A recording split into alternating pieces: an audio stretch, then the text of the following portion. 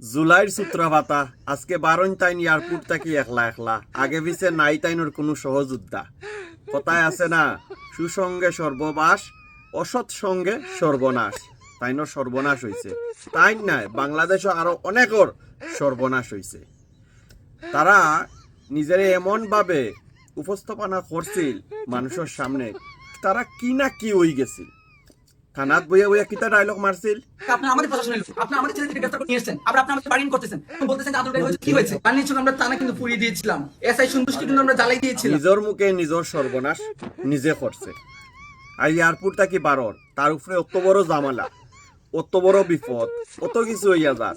এয়ারপোর্টে তারে কেউ রিসিভ করার নাই হয়ে গেল হাসনাত হয়ে গেল শারজিৎ হয়ে গেল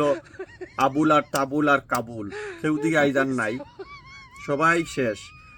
জুলাই বেচা শেষ ছাত্রর মাথা বেচা শেষ এখন তারা এমপি হয়ে গেছে এখন আর তারা আগে দিয়ে আগুয়ানির কোনো পথ নাই এখন যা করবো তারা নিজের স্বার্থে করবো তার উপরে তো আন্তর্জাতিকভাবে লাইভ হইয়া কইল বড় সমস্যা হয়েছে কেন গেল না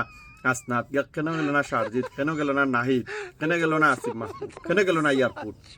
কই তার সহযোদ্ধা এত মানুষ কোথায় সবাই ফেসবুকে তোমার লাগি পোস্ট একটা করবো লগে আসি কইব বাস্তবে তোমার পাশে কেউ দাঁড়াইতো না যেগুলা অন্যায় অত্যাচার করছো তোমরা গত 17-18 মাসে এর প্রতিফল আর এর ভুক্তভোগী তোমরা ওইবাই আইজ হোক কাইল হোক ওন থেকে শিক্ষা নিও ইন্ডিয়া গিয়েও যান বাঁচাইতে পারেন না দেশের বাইরে গিয়েও যে তোমরা যান বাঁচাইবাই বাঁচাইতে পারতে না কারণ বাঙালি বড় বিষাক্ত কালনাগ মতো ফিস ছাড়ে না বুঝতে পারছো না বিষয়টা হুঙ্গি হুঙ্গি গিয়া সুবল মারতে চায় তো তোমরা যে অত্যাচার মানুষরা করছো তোমরা হুঙ্গি হুঙ্গি গিয়া মানুষ সুবল মারবো অপেক্ষা করো।